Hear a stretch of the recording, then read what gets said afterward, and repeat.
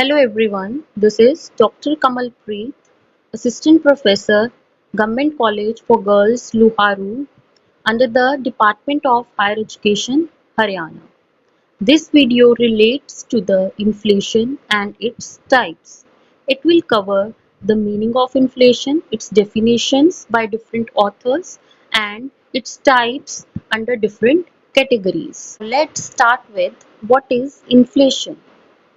Inflation is known to be persistent rise in price of the goods. In other words, when there is continuous increase in the price of goods or commodities, it is known to be inflation. हम कह सकते हैं कि जब भी market में goods की कीमतें बढ़ती हैं, when there is increase in the price of the commodities in the market, तो उसको इन्फ्लेशन कहा जाता है। जनरली इसके दो कारण माने जाते हैं या इसके दो मेन पूरक हैं, वो है demand and supply of the commodity. Whenever there is increase in price due to increase in aggregate demand of particular due to increase in aggregate demand of a particular commodity, it is said to be demand pull inflation. And on the other hand, if there is a supply side which is mainly the cause of increase in price of a particular product or a commodity, it is known to be cost push inflation. Now let's discuss it in detail. General economics में भी हम पढ़ते हैं कि market में equilibrium तब आता है when the demand of a good is equal to the supply of the particular good and that equilibrium fix a price of a particular commodity। और ये प्राइस मार्केट फोर्सेस द्वारा फिक्स किया जाता है, जो कि मेन फोर्सेस हैं market की, डिमांड एंड सप्लाई।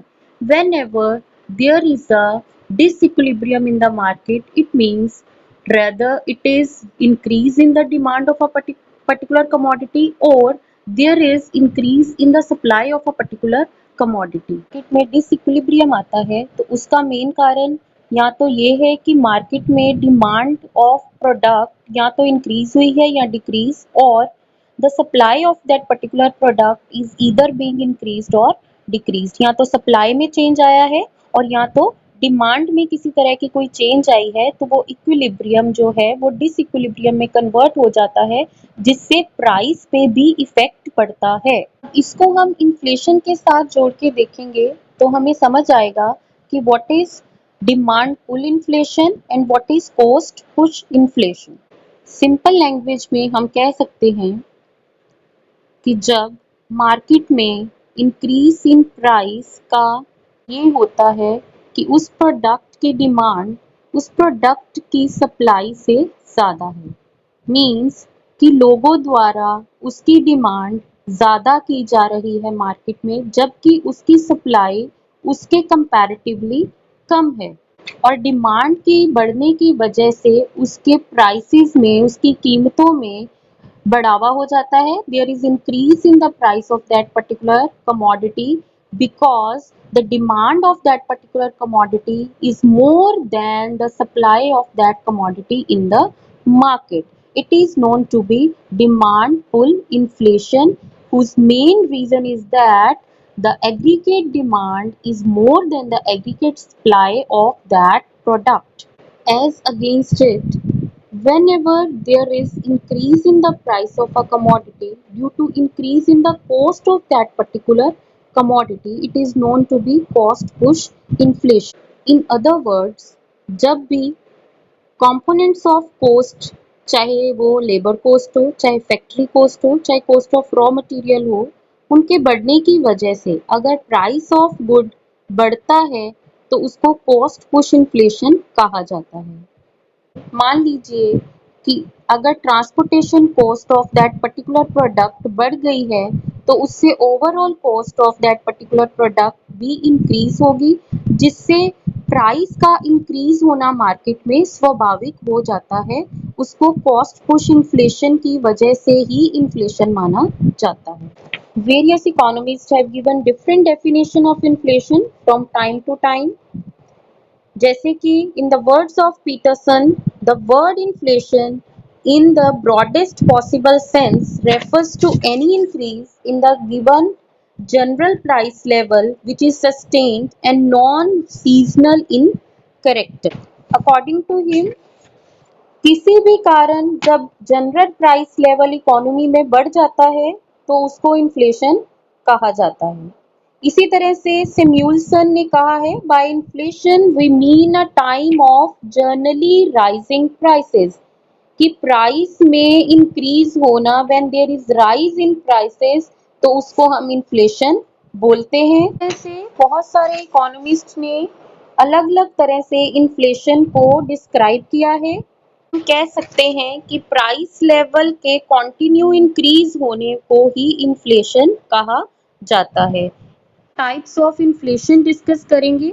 अलग अलग बेसिस पे इन्फ्लेशन को क्लासिफाई किया गया है, जैसे कि सबसे पहले है classification on the basis of degree of government control. इसको फर्दर दो तरह से डिवाइड किया गया है।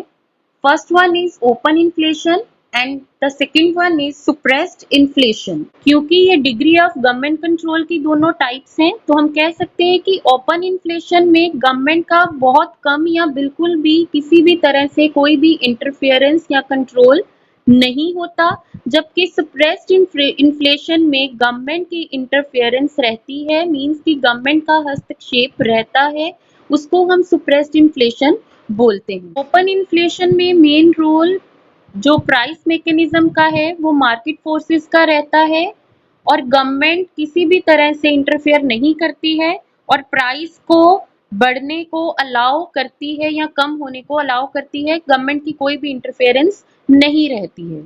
जबकि सप्रेस्ड इन्फ्लेशन में गवर्नमेंट अलग अलग मेथड्स द्वारा प्राइस के इंक्रीज होने के ऊपर चेक लगाने की कोशिश करती है, उनको कंट्रोल करने की कोशिश करती है, ताकि बढ़ती हुई कीमतों को दबाया जा सके।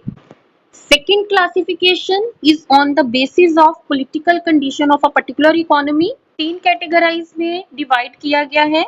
फर्स्ट है war time inflation, second one is post war inflation and third one is peace time inflation. युद्ध या लड़ाई के समय किसी भी कंट्री की पॉलिटिकल कंडीशंस ऐसी हो जाती हैं कि गवर्नमेंट या सरकार का ज्यादा खर्चा उस अबनॉर्मल कंडीशन से बाहर आने में ही लग जाता है। से prices of general commodities increase होने शुरू हो जाते हैं, और वॉर टाइम के दौरान, युद्ध के टाइम के दौरान जो इन्फ्लेशन आती है, जो प्राइसेस में इंक्रीज आती है कमोडिटीज की, उसको हम वॉर टाइम इन्फ्लेशन कहते हैं। इसकी सेकंड कैटेगरी है पोस्ट वॉर इन्फ्लेशन। युद्ध के दौरान और युद्ध के बाद भी प्रोडक्शन ऑफ कमोडिटीज उस तरह से नहीं हो पाती जैसे कि नॉर्मल कंडीशंस में होती है, और इसलिए सप्लाई जो है प्रोडक्ट्स की या कमोडिटीज की कम रह जाती है as compare to the demand in the economy, जिसकी वजह से प्राइस के इंक्रीज होना स्वाभाविक हो जाता है और इन्फ्लेशन आती है।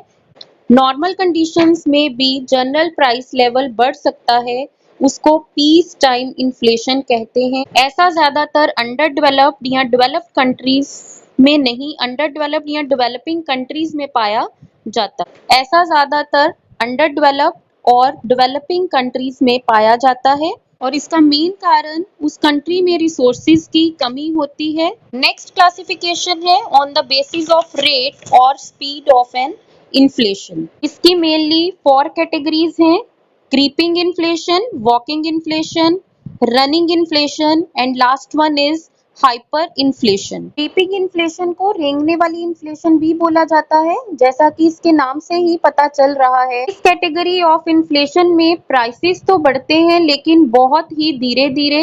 The rate of rise in price is very slow, और कुछ इकोनॉमिस्ट इसको नेशन की डेवलपमेंट के लिए जरूरी भी मानते हैं।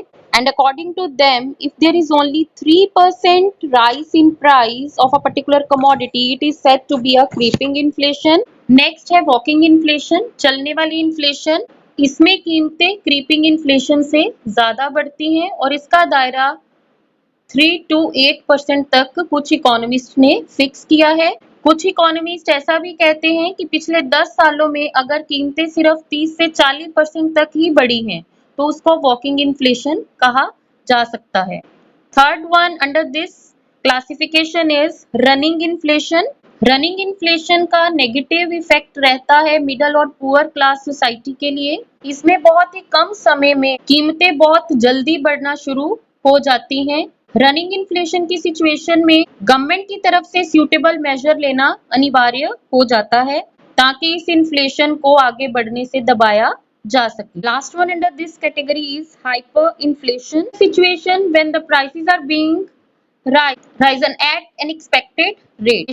When the prices are rising at unexpected rate, which was not predicted earlier. Economists Hydra-headed monster of inflation भी कहते हैं क्योंकि ये पूरी इकोनॉमी को एक डेंजरस सिचुएशन में धकेल सकती है। इन्फ्लेशन में प्राइसेस बहुत ही ज्यादा बढ़ जाते हैं जिनको कंट्रोल में करना गवर्नमेंट के लिए या और भी मेजर्स के थ्रू कंट्रोल करना बहुत ही मुश्किल हो जाता है।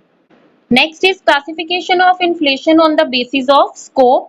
Under this, two type of inflations are there: sectoral inflation and comprehensive inflation. जब inflation एक particular sector, particular part of industry को इफेक्ट करती है तो उसको sectoral inflation कहा जाता है। जब inflation पूरी country या पूरी economy को ही इफेक्ट करती है तो उसको comprehensive inflation बोलते हैं। सेक्टरल इन्फ्लेशन में एक या दो ही गुड्स जो हैं वो इफेक्ट होती हैं इन्फ्लेशन की वजह से, जबकि कॉम्प्रिहेंसिव में सारी की सारी गुड्स इफेक्ट होने के चांसेस बढ़ जाते हैं। The last classification is according to process. Number 1 under this category is wage induced inflation. Employees और वर्कर्स के वेजेस के बढ़ने की वजह से कॉस्ट ऑफ प्रोडक्शन इंक्रीज हो जाती है और उसकी वजह से गुड्स की कीमतें भी बढ़ जाती हैं, तो उसको वेज इंड्यूस्ड इन्फ्लेशन कहा जाता है। नेक्स्ट इज मार्कअप इन्फ्लेशन और प्रॉफिट इंड्यूस्ड इन्फ्लेशन। जब भी कंपनीज अपने प्रॉफिट को इंक्रीज करना चाहती हैं और उन कुछ कंपनीज की वजह से उस कमोडिटी का प्राइस मार्केट में इंक्रीज हो जाता है, उसको हम प्रॉफिट इंड्यूस्ड और मार्कअप इन्फ्लेशन कहते हैं। ऐसा ज्यादातर हाई ब्रांड वैल्यू वाली कंपनीज ही करती हैं, पर इससे जनरल प्राइस लेवल इंक्रीज होने के चांसेस बढ़ जाते हैं। All about inflation, it's meaning and its types. Have a nice day, stay safe, stay home. Thank you very much.